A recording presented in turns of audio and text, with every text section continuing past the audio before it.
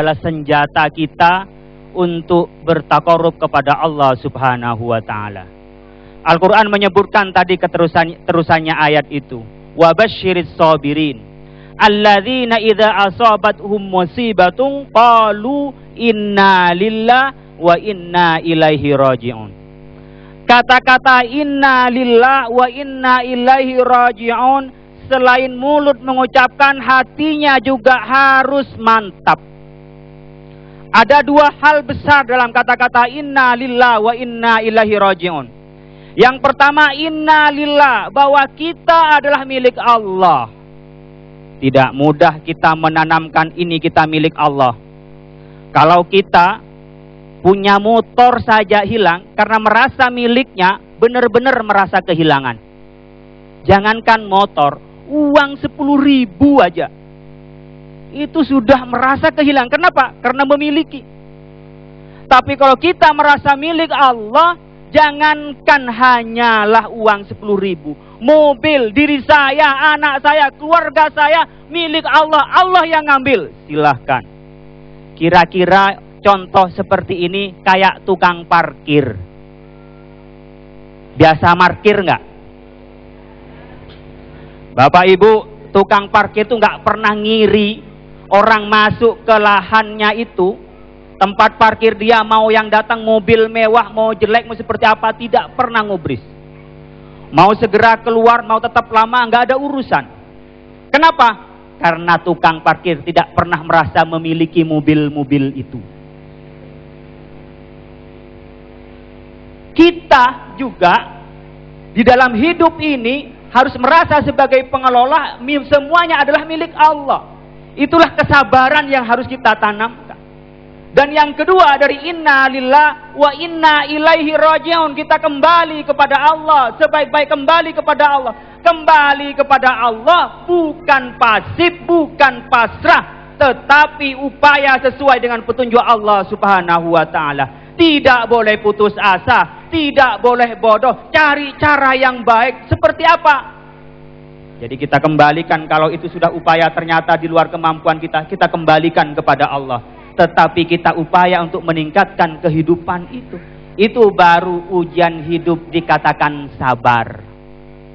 Yang kedua, Bapak Ibu sekalian, kalau ada musibah di tengah-tengah kita, bisa menjadi al-jaza min juz'il amal. Itu karena perbuatan kita. Dulu zaman Nabi, kalau sekarang di sebelah saya saja, di depan rumah, rajin ke masjid. Sebelum adzan kurang 30 menit sudah di masjid. Karena dia lagi miskin. Kalau ada tetangga, ada masalah, ada hajatan, dia datang lebih dulu. Karena apa? Karena dia sedang miskin. Tapi setelah itu dia berdoa kepada Allah, berupaya dengan baik. Ternyata dia diberi kekayaan oleh Allah. Setelah kaya, perusahaannya berdiri lebih dari 35 perusahaan. Sama dengan orang dulu masih staf, itu masih rajin. Setelah jadi pejabat, tunggu setorannya. Setelah setoran baru ditangkap. Itu kenapa? Allah setelah itu menurunkan kepadanya, lalu dicabut nikmat itu. Jabatannya dicopot. Ketua umum, mau presiden, mau siapa, dicopot oleh Allah. Orang kaya, awalnya kaya, mobil di mana dianggap semua bisa dibeli dengan uang, perusahaan di mana-mana, jatuh bangkrut, linglung itu. Kenapa? Allah mengingatkan, kamu dulu masih miskin, masih bodoh, masih staf, itu rajin ibadah, rajin muamalahnya. Tapi setelah diberi kemampuan, Anda melintat-melintut, dicabut oleh Allah nikmatnya untuk mengingatkan kita, biar kita jalan kepada jalan yang benar. Itu yang kedua. Yang ketiga, ada kalanya ujian keimanan. Ujian keimanan itu seperti apa? Seperti ujian yang ditimpakan kepada Nabi Ayub. Kaya raya, keluarga sejahtera, baik pada tetangga, baik pada anak yatim, baik pada orang miskin. Yang diberikan yang disayang dari dirinya kepada anak yatim. Kalau kita ngasih orang lain yang disayang atau yang mau dibuang? Lan tanalul birra hatta tunfiqu mimma tuhibbun. Yang kita berikan pada orang lain yang kita senangi atau yang kita buang? Jujur saja, nanti malah kena azab. Pasti yang tidak kita senangi baru dikasih. Tetapi Nabi Ayub dikasih yang paling disenangi. Anak yatim, orang fakir miskin, menolong orang. Tapi setelah itu Allah memberikan ujian kepada Nabi Ayub. Hartanya dicabut jadi orang miskin. Anaknya kena longsor, wafat. Dirinya kena penyakitan, istrinya sudah tidak setuju. Tapi dia tetap iman kepada Allah Subhanahu wa ta'ala. Bahkan ketika istrinya bertanya kepada Nabi Ayub, wahai Kanda, kalau begini terus, mohonlah Kanda bisa doa kepada Allah agar disembuhkan, dikembalikan kami kesejahteraannya. Apa kata Nabi Ayub? Coba hitung. Allah memberi nikmat ke kita berapa lama? 80 tahun.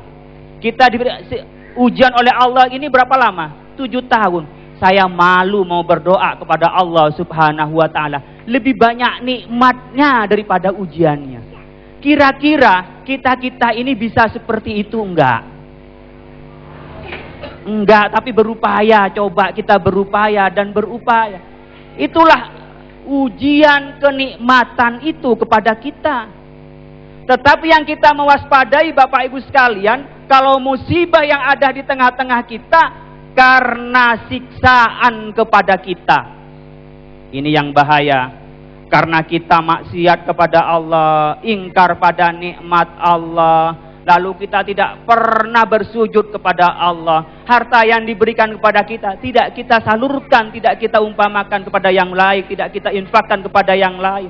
Alam kita rusak, bukan karena kebutuhan, tambang dihabisin, kayu-kayu, kebun-kebun, hutan-hutan digundulin semua. Bukan karena kebutuhan, tapi karena keinginan. Keserakahan seperti ini yang akan disiksa oleh Allah Subhanahu wa ta'ala. Na'udzubillah, na'udzubillah. Pemirsa yang dirahmati Allah, semakin jelas bahwa yang melakukan kerusakan dengan alam semesta yang sempurna yang telah diciptakan oleh Allah, bumi yang sempurna yang telah diciptakan oleh Allah, bukan makhluk-makhluk selain manusia. Manusia adalah beralasan bahwa kita diturunkan di muka bumi ini sebagai seorang manajer, sebagai seorang khalifah, dan manusialah yang mampu membuat alam semesta ini bagus dan yang membuat alam semesta ini hancur. Nah, pemirsa yang dirahmati Allah, apakah kita pernah berpikir bahwa perbuatan manusia segalanya dimulai dari cara berpikir manusia? Lantas muncullah di sini bencana pemikiran. Itulah yang dia akan dibahas oleh guru kita Kiai Haji Hazim Muzadi dalam Damai Indonesiaku yang dipersembahkan oleh Sarung Wadimor, tentu sarung kita.